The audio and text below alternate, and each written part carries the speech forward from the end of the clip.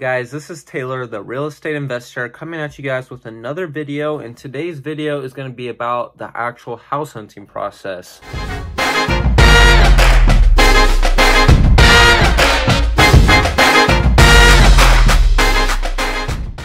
So, you obviously have to go through the house hunting process to find your deal, so I think it's important to kind of understand how it all goes and everything. So, for me, we were house hunting for about, I would say, a little over a month before we actually got under contract with our first deal. And so, throughout this process, we made about, I would say, about 10 different offers. And so, I'm in the Denver market, and as many of you guys know, the Denver market is one of the most insane markets in the entire country. And so pretty much all of these offers that we were making, you know, some of these houses they'd be asking like 400,000. And so we would make an offer and then they would get an offer for like 520 all cash, quick closing, absolutely nothing that you could do to compete yourself against it. And with that being said, you know, it's easily to get discouraged by something, you know, like that insane. So my kind of tips for the whole house hunting process is just to stay consistent and not to just fall in love with like the first house that you come and see. Like, you know, our first offer, we were like super excited about the house and, you know, we thought this was the one, and the offer didn't get accepted and we were a little bit bummed. But it's like, you know, you got to stay consistent, especially for crazy markets like the Denver market.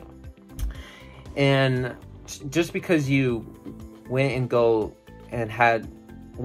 just because you looked at a house doesn't mean that you should make an offer on it. You know, you have to really think on the whole logistics side of everything. And that's something I wish I did a little bit more of. If you're doing like a rent by bedroom property, like really examine like how the house layout is to make sure like it actually works for 6 or 5 people to live in the whole property. You know, look at the parking aspect of it, make sure there's no HOAs or anything like that, because you know, they could definitely be against that many people living in a property. Another tip is to make sure that city, if you are doing rent by the bedroom, make sure you figure out how many unrelated people you can have in one property. Like some parts of the Denver market, like in Broomfield, like you can only have like 3 or 4 unrelated people. And my house is in North Glen, and you can have up to 6 unrelated people, which worked out really well for me. So you gotta really be careful what you're offering on. And just because you spent the time to go drive and look at it doesn't mean you should make an offer. You know, make sure you know what you're getting yourself into. Look at the whole rehab aspect of everything and just really stay consistent. And that's kind of my tips for the whole house hunting process. You know, even in the most crazy markets, you can make it work.